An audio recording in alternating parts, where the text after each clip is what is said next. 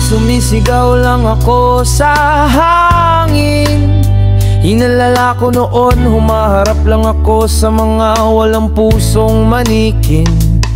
Walang nakikinig at walang pumapansin.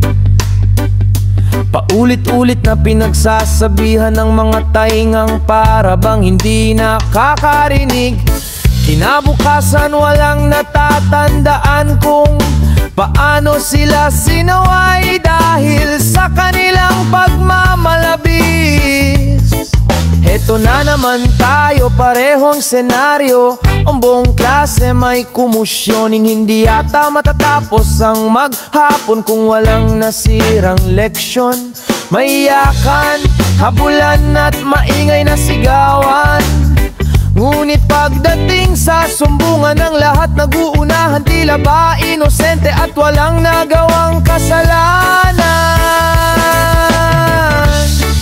Ganyan sila ang mga mag-aaral sa elementarya. Hindi ko mawari kung sa pag-aaral ay nagbibiro. Oo, seryoso ba? Ngunit kahit ano pa ang nasa isipan nila, dapat silang gabayan at sa tunay na laban ng buhay ay ihanda.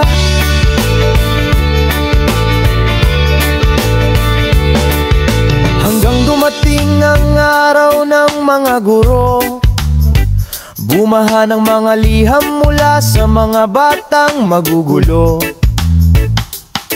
Nakasadang pasasalamat para sa mga leksyong na ituro at humihingi ng patawad sa katigasan ng kanilang ulo. Napaisip ako bigla na sana'y Teacher's Day na lang palagi, para kahit paano'y maibsan ng mga pighati ng mga gabing iniisip mong ang paghihirap mo ay parang walang silbi, dahil ang pinagpuyatan mong layunin ng iyong leksyon ay hindi naman nangyari. Ang liham na yaon ay gumising sa aking diwa. Ang mga nangyari pala sa loob ng classroom ay kanilang naaalala pa.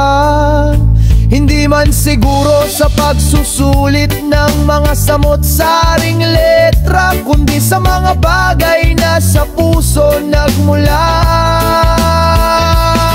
Nadama pala nila ang proteksyon at pag-iingat. Ang bawat pagtuwid ko'y may pagmamahal na lumalapat. Hindi ko man maibigay sa inyo ang lahat-lahat. Tanggapin nyo ang awitin na ito bilang aking pasasalamat.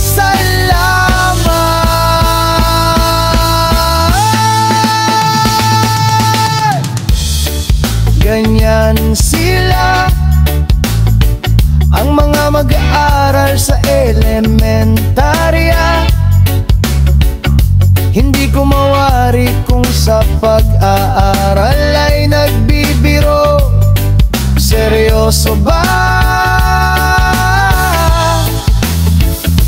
Ngunit kahit ano pa ang nasa isipan nila, dapat silang gabayan at sa tunay na laban ng buhay ihanda.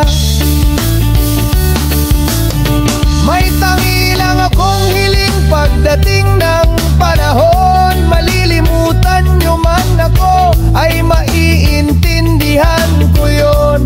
Ngunit huwag ninyong talikuran ng mga mapagmahal nyong magulang na nagbibigay sa inyo ng baon.